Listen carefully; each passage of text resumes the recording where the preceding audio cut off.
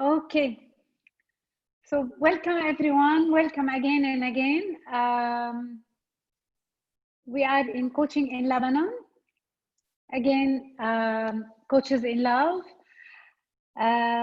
Just to let you know, we're streaming live on Facebook Coaching in Lebanon as well. So حيلا حدا عنده سؤال وبحب on Coaching in Lebanon كمان to put any comments, we're ready to answer them. Today is a very special day to me. I'm welcoming Vanessa. Vanessa, I will introduce Vanessa. Vanessa Daher is graduated from the University of Arts in London, Masters in Design Strategy and Innovation. And she runs design thinking, innovation, and brainstorming workshops. من بعد ما عملت هذا الاختصاص فانيسا became interested كيف الديزاين ثينكينج بيستعمل as a tool وكيف بيستعمل beyond the scope of business. ومن خلال الماسترز كثير she explored كيف الانديفيدوالز بيقدروا يستعملوا هالتول لحتى يعملوا designing their own lives as well و to come up with innovative ways to tailor the life they want. قريت كتير theories و researches about employee well-being وهذا الشيء خليها يكون عندها the start of a journey of discovery كيف هالبزنس tool بيستعمل on an individual level. حتى فانيسا مش كمان لأن بنتي يمكن اللي بيتابعها على انستغرام بيتابع her path هو كتير بعيد من انه يكون a conventional one. And believe which we as coaches we do as well إنه ما في one size fits all. In addition to her creativity to lead her life, Vanessa كمان عملت life coach certification with Pragmadams, and through her experience in life coaching and in design management بلشت to explore the spiritual well-being part in diving deeper وبلشت أكثر to study how yoga as a philosophy and how and implementing this way of life to help her and help others become more aware of who we are, what we want, and how to cope with life, happiness. كتير اللي بدها تحكي is far from the material realms. تعمل كتير research and knowledge on what makes us happy. She does a lot of one-on-one sessions on how to design your life using coaching, design thinking, creativity, innovation to empower individuals and help them to think outside the box. And today, Vanessa will help us to connect those dots and see why we are seeking happiness be the wrong places. So welcome, Vanessa, and thank you for being with us today. Thank you. Vanessa, the floor is yours. How do you want to proceed? Just to let you know, again, Q&As, if you have any questions, let's put them in the chat box. I hope إنه كل حدا منكم إجا مع الأسسمنت done. I did it again and it's amazing. So if you have any questions on how to relate the assessment اللي بعتته Vanessa also باللي عم تحكي, we will be more than happy to answer your questions whenever we can. Go ahead, Vanessa. Okay, thank you. I'm just gonna share the screen. Okay. So today, I hope what we're gonna talk about is going to help you connect the dots in your life. We are complex human beings, and therefore, مثل ما قلنا, there is not a one-size-fits-all approach. So I'm going to help you to discover a few things that hopefully will help you connect the dots in your life about who you are, what you want, and what you're going to do. So best to give you an idea about what we're going to talk about. Our sheet, it's misconceptions about happiness. And this is what we were saying. Sometimes we are chasing happiness in the wrong places. How can we reset our expectations? And how can we put some strategies into practice? And this is where I'm going to introduce the design thinking approach. And then I'm going to give you a few exercises, which we call rewirement and alignment exercises, that will help you connect these dots. So let's start with misconceptions about happiness. I'm hoping that this would be an interactive session. So if you can, in the chat box, just let me know a few things that you think make us happy. Okay, so I'll be waiting in the chat box. What do you think makes us happy? Love. Definitely love. What else? Self-achievement. Balance. Growth. Health. Definitely health. Okay. Growth for me is a very important topic as well. So, and achievement. Stress-free. Okay, so in general, the things that are usually mentioned are, of course, career, love, self-development. يعني they are related to what you were saying. I think نحن لأنه most of us are already on this path, we don't usually focus on the material things, بس كمان some of the things that people mention sometimes are a new house, a new car. They think at the time this is what's gonna make them happy. But even when we think about love or a good body, a healthy body, there are misconceptions about the fact that these are really gonna make us happy. So we're gonna start with a few examples, but best for us to understand what we mean. So for example, a lot of people say a good job. And usually a good job is also about how much we get paid for this job. And this is mentioned in the book, The How of Happiness, which talks about what we go after in life and how this makes us happy. And they talk about what is the salary we actually need to be happy. And they did a study and they actually realized that it really matters on what amount of money you are making now, and then what you expect is gonna make you happy. So for example, if you're making $30,000 a year, you think you need to make $50,000 in order to be happy. And then they realize that people who make 100,000 think they need 250,000. So this is very interesting because it makes us realize that usually what we think is gonna make us happy jumps up every time we make more. So usually when we want a bigger house, we get a bigger house and then we want a bigger one. We make more money and then we need more money. We're never satisfied with what we have and we always expect that more is gonna make us happy. The same goes for material things.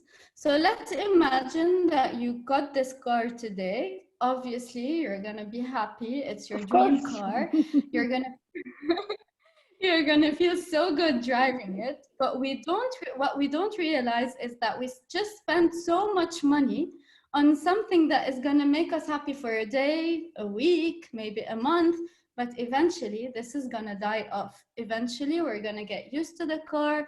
We're gonna be bored. We're gonna start looking at other cars, newer cars, and it just won't give us what it gave us when we first got it. So how can we reset our expectations? In order to reset our expectations, we need to know what really affects us and what affects our happiness now, because we cannot know what's going to make us happy in the future if we keep thinking in this direction.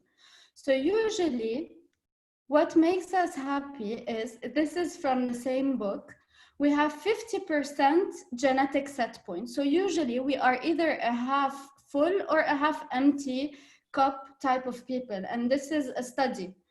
And then we have 10%, which we call life happens. And these are our life circumstances. So accidents, sometimes it's good luck. So these are the 10%, but we have 40%, which are actions and thoughts.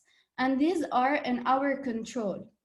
So we can actually work towards our happiness. But unfortunately, as we just mentioned, we are currently working towards the wrong things. But really, why do we work towards the wrong things, and why do we miswant things? So there are three major points as to why we usually want the wrong things.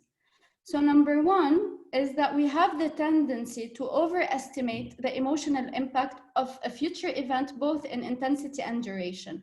So for example, if I'm applying for a job, the first question someone is gonna ask me, so if you don't get the job, how are you gonna feel? I'm gonna say, oh my God, it's gonna be the worst day ever. I don't know what I'm gonna do with my life.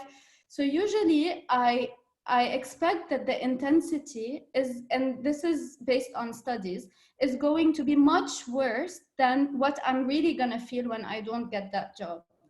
And I think that this is gonna ruin me for a month, 6 months, but usually it's just gonna be a couple of days. I'm gonna feel a bit down, but I'm gonna get back up and I'm gonna start looking for other opportunities.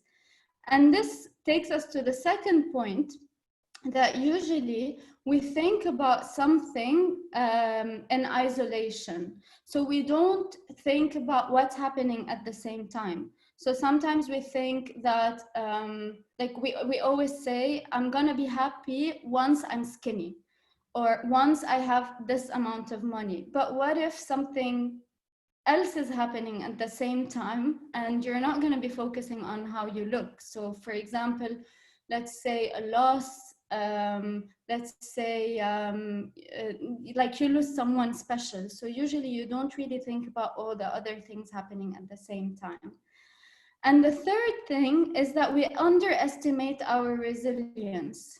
And this is mostly for negative events, because if you think not getting that certain job is going to ruin you, you're wrong. You're going to be sad, but it's going to take you a few days. You're going to get back up and you're going to look for another opportunities. And in fact, you're probably going to say, that wasn't for me.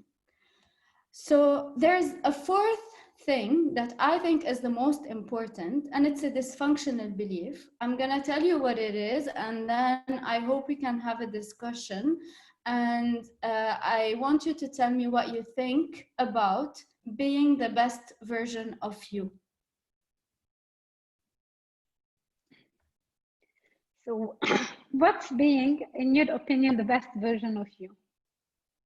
And what do you think about this statement? Do you think it's possible? Is it possible for us to be the best version of us? So overcoming my weakness, and yes, it is possible. Lily says,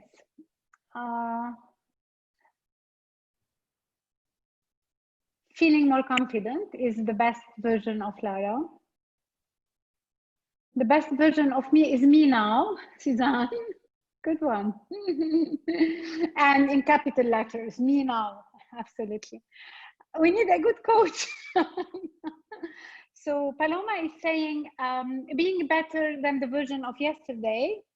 Marie-Christine is saying, I think the best version of me now is different from the best version of me in the past or in the future. So it's the now almost. Juliana is saying, I think we have to believe we are enough. Mm-hmm. Christina is saying acceptance is the best version. Wow, we have so many nice answers in here. So I just have one question.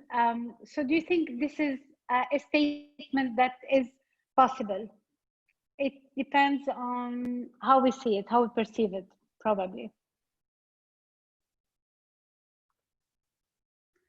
So I think that we all know that, but we don't apply it. Yes, Paloma. So what's your intake on that, Vanessa? I'm sorry, I think the connection is being a bit weird, but I heard and I saw the answers, and it's actually very interesting because, and I really think that we're already ahead because we're on this path of self-discovery, and we are far from being attached to the material things, and we know that it's more than that.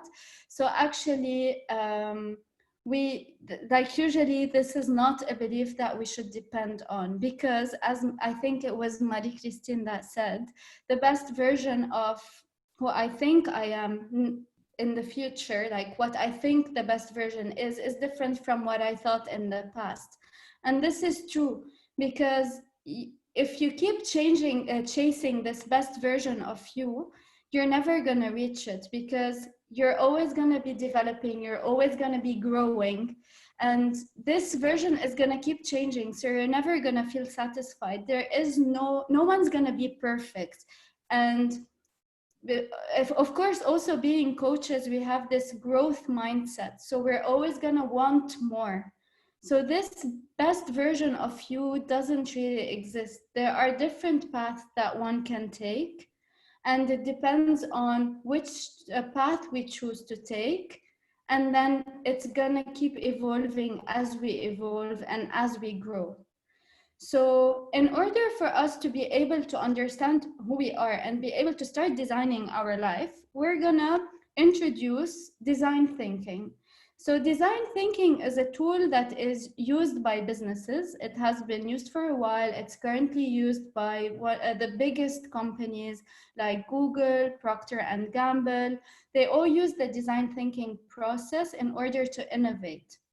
So what I was interested in personally is how can we use this process to innovate our life? Because I think this is where we need it the most. Of course, we need it in terms of products and services, but it really doesn't matter if we cannot create the life that we want. So why am I offering a tool? Because even though I just told you that we are looking for things in the wrong places and that we should design and tailor our life, simply knowing something is not enough to put it into practice or to really change our behavior. So we need a tool that we keep implementing in order for us to be able to design this life. And just to make you understand this a bit better, I will show you these two lines, and I want you to tell me which one is longer. So which one is longer?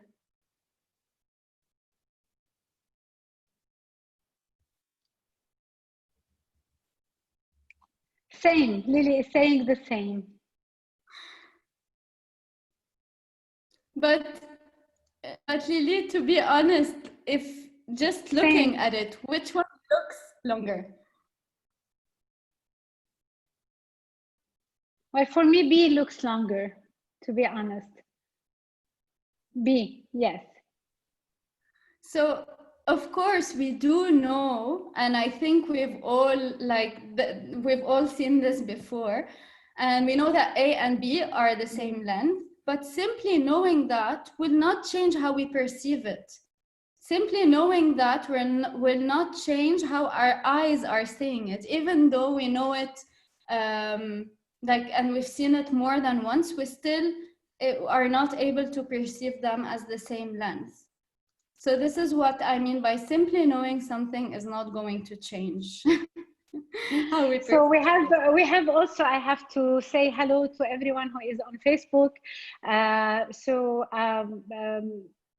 Sometimes, well, we have Fidel said B, and then she said A, and Rahmi said B is longer. So we have also engagement on Facebook, but mostly all of them said at the beginning, at first sight, B is longer. So yes.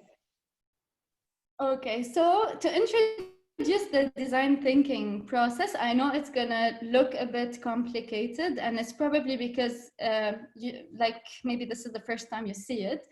And as you see, it's a loop, and I'm gonna explain why, but we start from the yellow, which is the ideate. So usually we start thinking about we start from the blue, I'm so sorry, and it's what the problem is. So we start by defining the problem. And then we move to why is this problem important? So this is when we expand. Okay, we have this problem, but what do you mean? So usually I'm gonna give you a small example, and it's not going to be personal. So let's say a brand needs to redesign their website. They think their website is not conveying the right message. So their problem is, we need to change our website. And then when they start digging deeper into why it's important, they start realizing that they're giving out the wrong messages. So this is when they're gonna need to focus, and they're gonna know that even though they might spend millions, not millions, like thousands of dollars on designing a new website, the problem is really with the message. So this is gonna help us define, is this really the problem? Is this where you should be focusing? So this is when they will start reframing the problem. So our problem is not the website, our problem is the message. Maybe we don't have the same vision as before, and this is not very obvious on our website. So it helps us really define what the problem is. And then we move into ideation. So ideation helps us think about the best ways we can solve a problem. And this is where you need to think outside of the box. The key of innovation is not limiting yourself, because innovation is about thinking about crazy ideas and then thinking about whether you can implement them or not. Because most of the things that we have nowadays are things that no one imagined would be possible.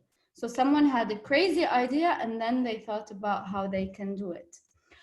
And then we move to the prototyping, and this is one of the most important. And usually when we are talking about life design, a lot of people tend to skip it. So what is prototyping? Prototyping is taking action. So I thought about a way I could solve the problem. Let me prototype it in an easy way. So for example, if I go back to the same example, instead of doing a full-on rebranding, how about I do a minimum viable product? We call that MVP, minimum viable product, that conveys the message in a clear way, but without costing me much money. So I test this product, and this is why a lot of big companies now have the beta version. This is a prototype. They launch a prototype that doesn't cost them a lot of money. They put it out in the market, they test it, and then they go back to the loop.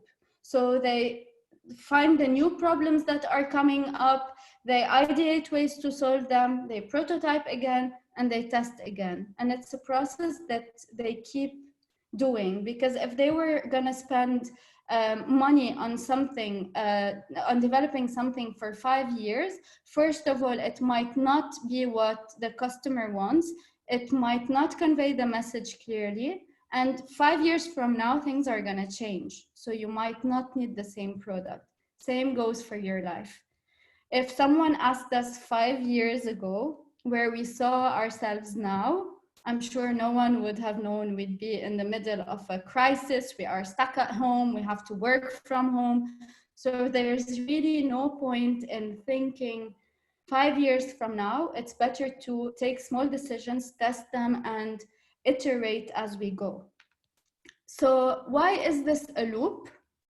This is a loop because our life, or anything in life, is about growth. We are in constant change. It's not something that we're gonna achieve, but it's rather a journey. And we need something that we call a design process, which is the design thinking tool, in order to help us create this life that is aligned with who we are, what we want, and whom we want to grow into. And this is a process that is actually not only for, like, a lot of people tell me, but it's too late for me, I should have done that when I was 18. But as we said, since it's something that is constant and change is constant, and our life is in constant growth, you need that, whether you're 15 or 50. So a lot of people also ask me, why do we need design? And this is based on the fact that designers do not think about what they want to do, but they actually do it. And this is from painters to sculptors. You see them testing and trying, and they use their hands a lot. They're very hands-on. And this is the importance of prototyping. Another reason is that designers love problems.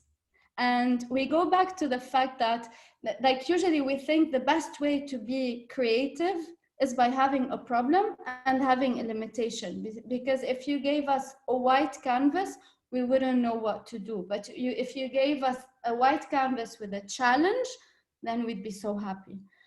And then there's the fact that we put emphasis on finding what the real problem is rather than solving the problem. So even as architects, they start doing the site study. So they try to look for limitations around the plot where they're building. So it's really about trying to find what the real problem is, where the light is gonna come in. Do I have a problem with ventilation? And then they start thinking about how they can solve the problem. So they don't immediately jump into problem solving. And I know I'm gonna get this question about, sometimes we have problems, sometimes we have life circumstances that we cannot control. So this is actually, it exists in design thinking. They either call it wicked problem or what we call a gravity problem. So what's a gravity problem? It's exactly like gravity. It's something that you cannot change. It exists.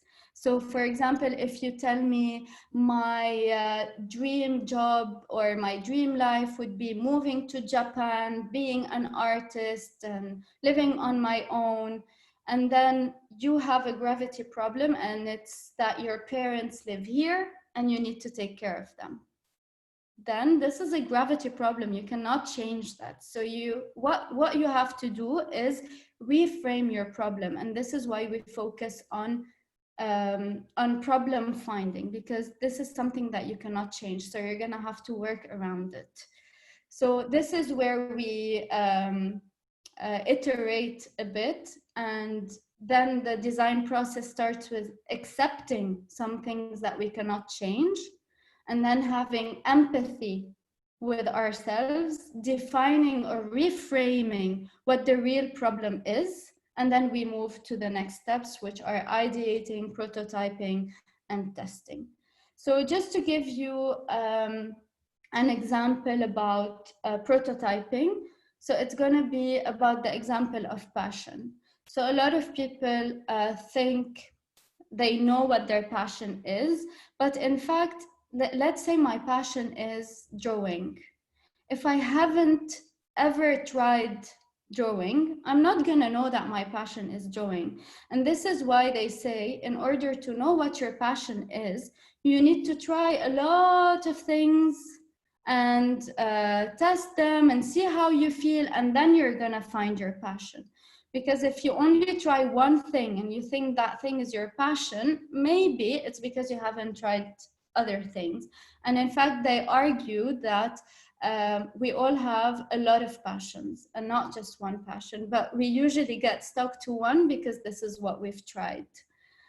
So just to give you some ground rules on how we can move forward, I need you to have an open mind. I need you to be ready to think outside of the box and think outside of your comfort zone and actually step out of your comfort zone. So usually we call that being counterintuitive. So if you start thinking about what is the best way to reach point B, I don't want you to take the first 5 ideas that you have in mind. Dig deeper, find me 20 ideas. Because after you've done the 20 ideas, this is when you're going to start thinking outside of the box. Okay, let me be more creative. Let me think about one more idea. Our brains usually, in order to protect us, think about the most reasonable ones. And this is why most of us end up following a traditional path and something that has already been tried. The second one is that not only are we complex human beings, but we also live in a complex world. And even companies are starting to realize the importance of collaboration. When we work on things on our own, we tend to get stuck in our own bubble. So it would be very helpful if you can find someone who can not only hold you accountable, but they can help you brainstorm. Because when you start prototyping and testing, you're going to need a bit of feedback. Of course, it's going to depend on how you feel, but you're going to need some feedback, and you need to share this process. And the third thing is what we were talking about. Think about the crazy plan, and do not say this is something that I cannot do. Just think about what's the ideal scenario for you, and then you can start refining it, saying this is almost impossible, but you need to have thought about it. Don't just say it's not going to happen and I cannot do it. There are people who have lost their limbs and they still were champions in swimming and in different sports. So if they had thought that this is not possible, they wouldn't have achieved it. So do not get stuck in what we think is possible. I need you to take action. And this is what we were talking about, prototyping. And seriously, and I've tried it, you're going to be amazed and you're going to feel like you just suddenly became lucky. And this is only because you have the intention and you've been doing something about it. If we keep thinking, no one's going to come knocking on our door and telling us, here's your opportunity, you've been thinking about it, I'm going to hand it to you. No, you need to go out and you need to try. And this is how things are going to start happening to you. And really, we need to stop thinking that we have a problem to solve. We have a life to design. And I think this brings more passion into it, and we're going to be more excited to do it. So maybe the next step is I'm going to give you a few exercises, but maybe if we can take a few questions before we move into the final step. So any questions?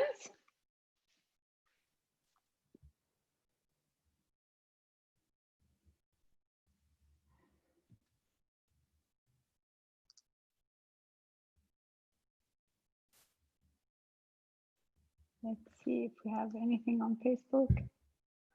All clear. Okay, I just have one question. Are we going to talk about the assessment that we did and how it is related to what you're saying? Yes, definitely. These are the exercises that I'm going to suggest.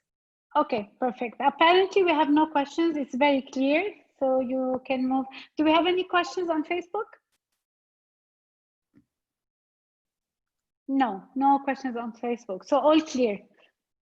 So let's move, Vanessa, to the next one. So I'm going to suggest a few exercises, which we call rewirement exercises. Obviously, there are a lot of them. And definitely, if you're interested, this is something that I can later help you with.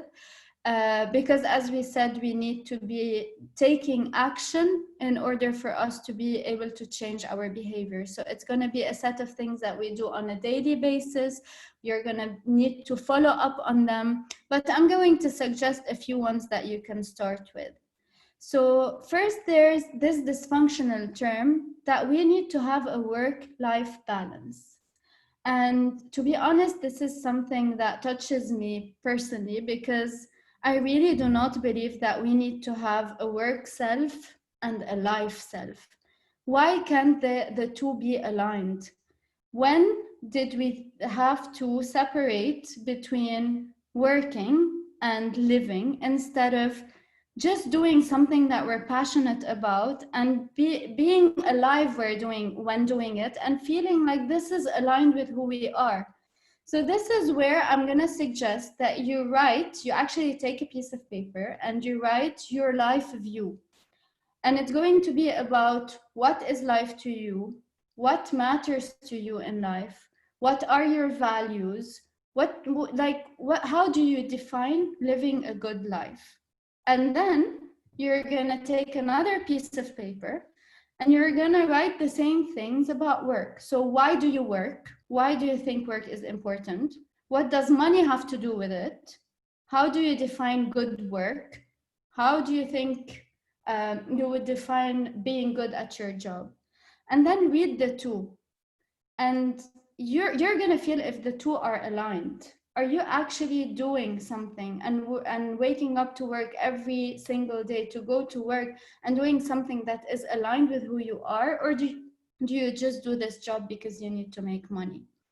And it's often when these two, when you read them, you're gonna feel like they are for two different people. I hope not, because then you have a problem. Then you're not working or living a life that is aligned with who you are. So the two need to be aligned. Your values in life should be aligned with your values at work. And this is how you're going to be satisfied with what you're doing. Most often, the people who are not very happy at work are people who are doing things they don't believe in. And this is why currently we see a lot of companies going towards sustainability, humanitarian work. It's not only for their customers, but it's also for their employees.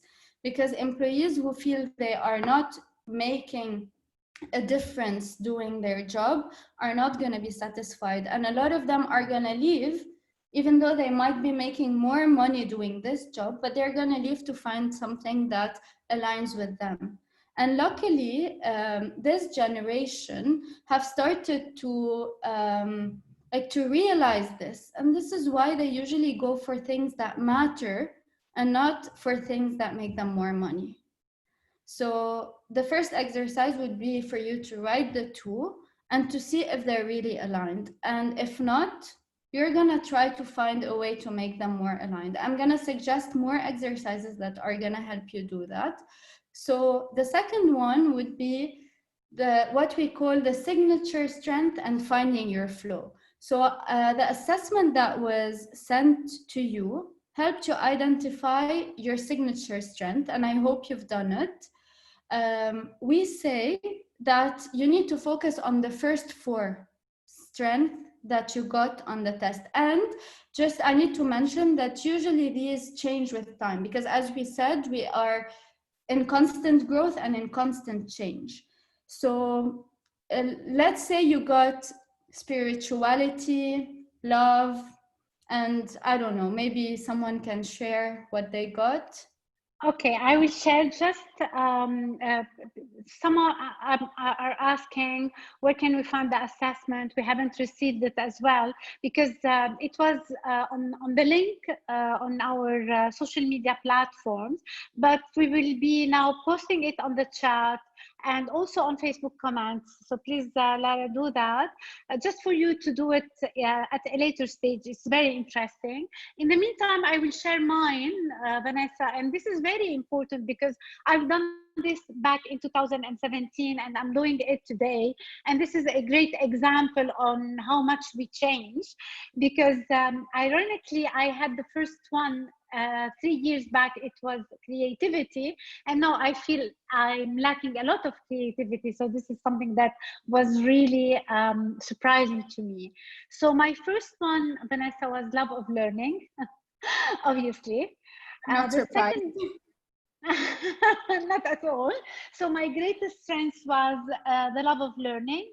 The second one was love, because apparently now, and this is something that I'm really cherishing lately, I value close relationships with others, in particular those in which sharing and caring are reciprocated, being close to people. And this was really amazing. And this is the purpose we are here today in changing coaching in Lebanon to coaches in love. So that was amazing. The third one for me was perspective. And the fourth was leadership. And guess creativity dropped to 7. So what do you have to say about that, Vanessa? This is because we're in constant growth, and even though the test says signature strength, but it's really about what matters to us now at the moment. And what they suggest is using your first 4 every single day. And there are many ways that we can use them. So for example, let's say the first one you got was love of learning and the second was love. So I'm gonna give examples on those. So every day you have to find a way to use these strengths.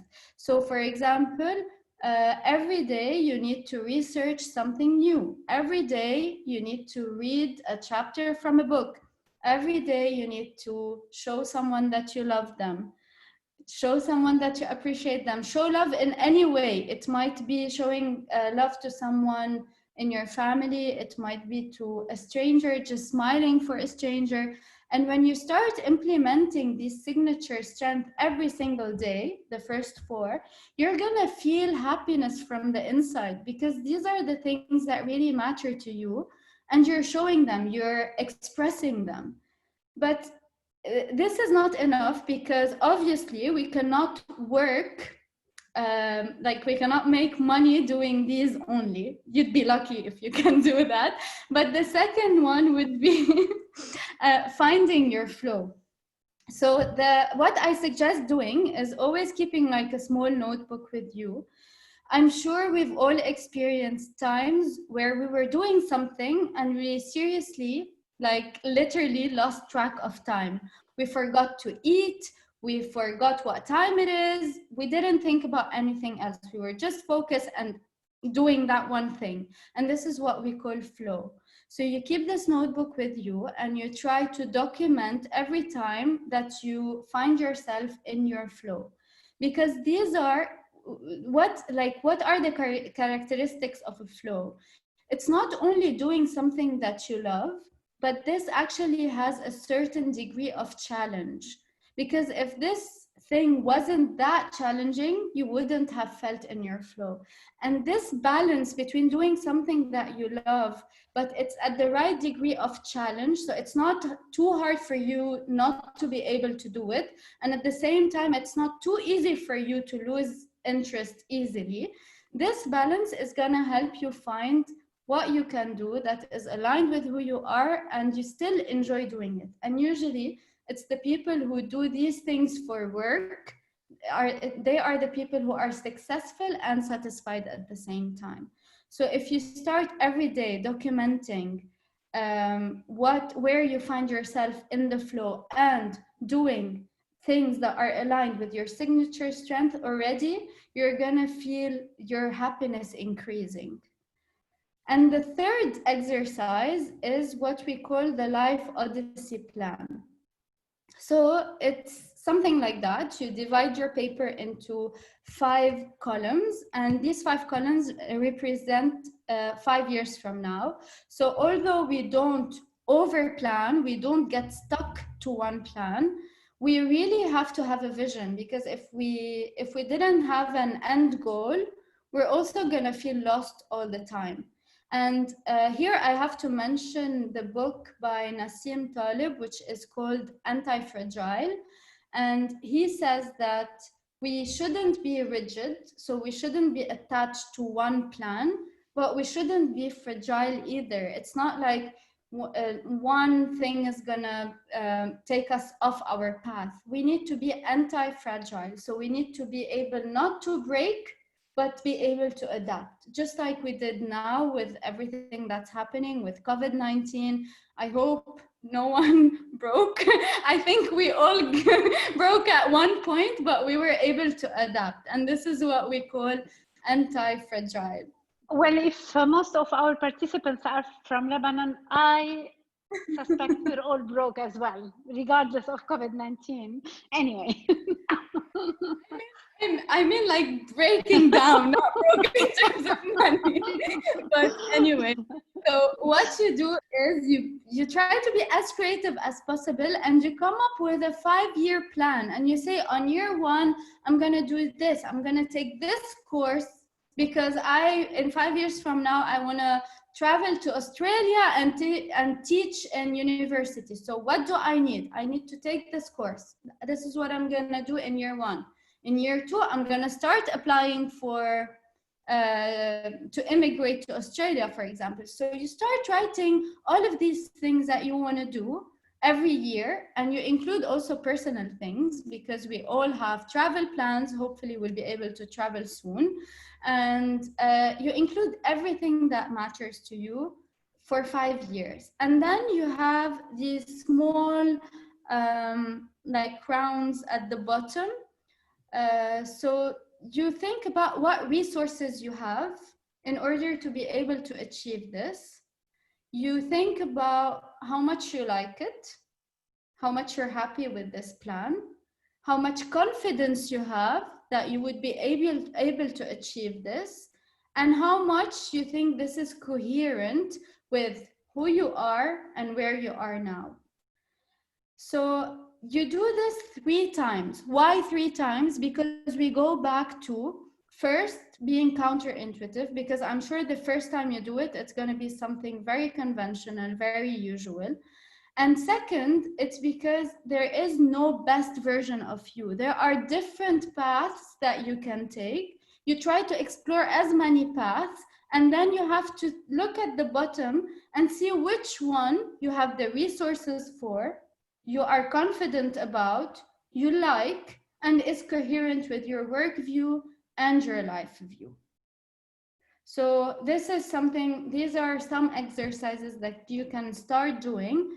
And then at the end of that, I'm sure that something is going to click for you and you're going to be able to start connecting the dots, because now you know who you are, what your values are, what you want from work, what defines worthwhile work to you, what your signature strengths are, where you find yourself in your flow, where you're most happy, and where you see yourself and what you can do about it. And this is when you start connecting the dots.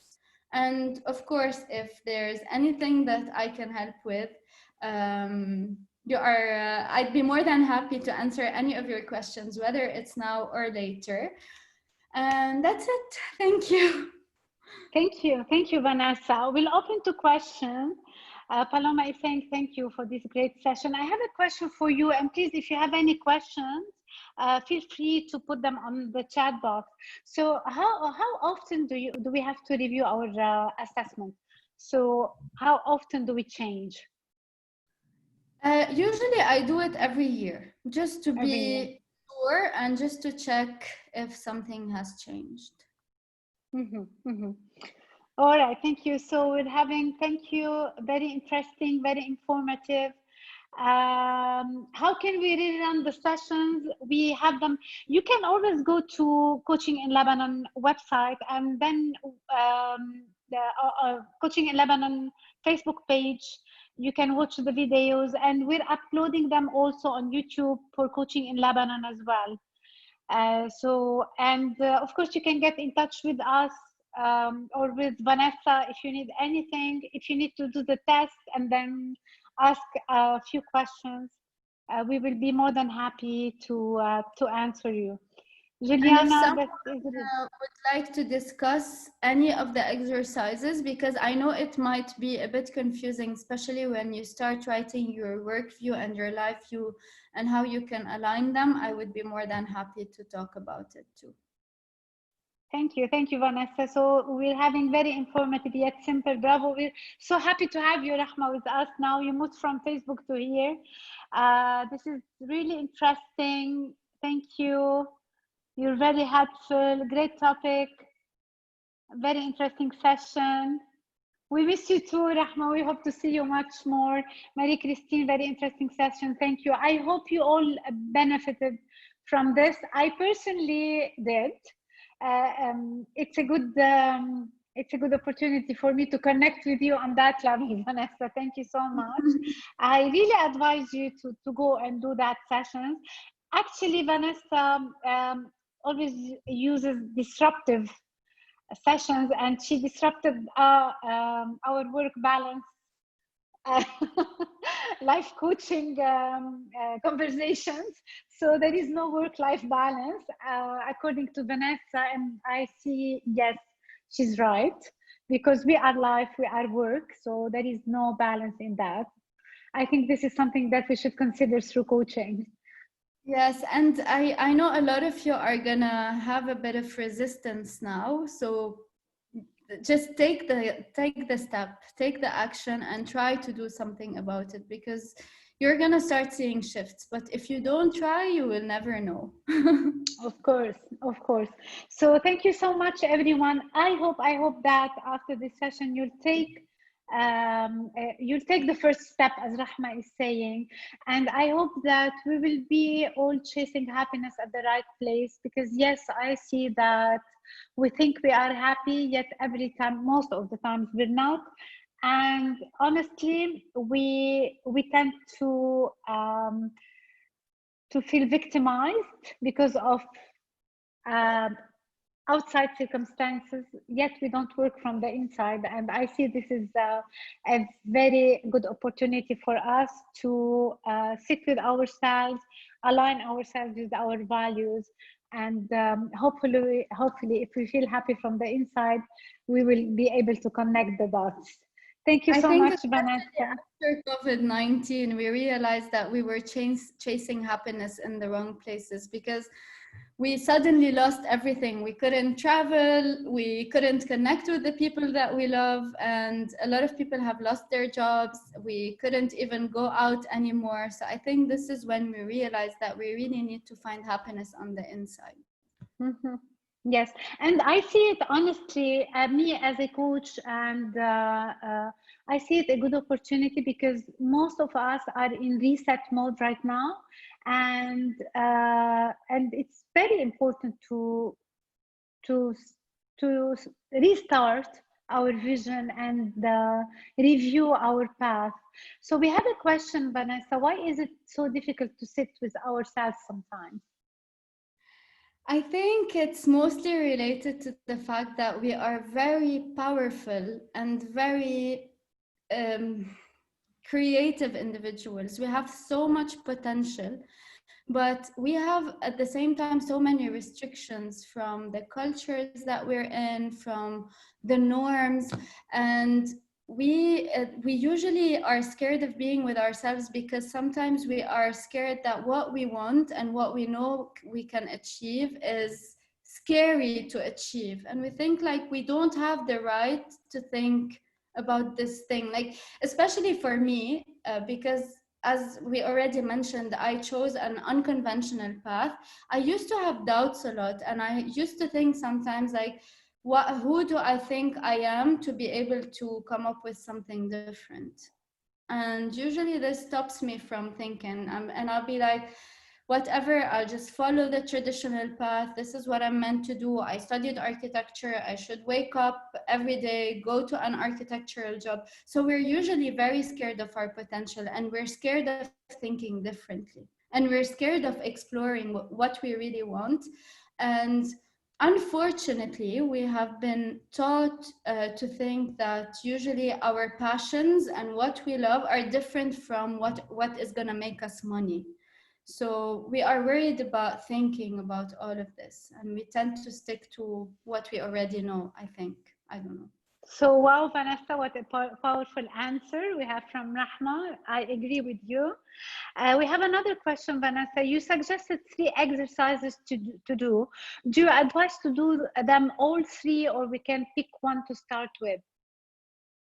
I would suggest to start with implementing your signature strength every day. And this is because this is going to give you an instant boost in happiness. And we can easily start documenting the flow. So I would suggest with starting with these 2. And then give yourself some time to reflect on your work view and life view. And then according to those, you can start doing the life odyssey. Okay, thank you. So Rahma is saying you really described her feelings on on why it is so difficult to face ourselves. So any other question?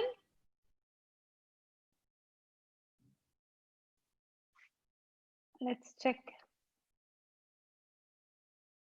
So we have on Facebook, Desiree is saying that's why executive and life coaching goes side by side regarding work and life balance. And she's saying pretty interesting. So we also have some comments on Facebook. It was really interesting, Vanessa. Thank you so much. Don't really hesitate to reach out if you need any additional info or any help with all the tools. Thank you so much, everyone. We are so happy that we're spreading love and happiness, and we will see you next week with more and more topics. Thank you. Thank you. Thank you, everyone. Thank you.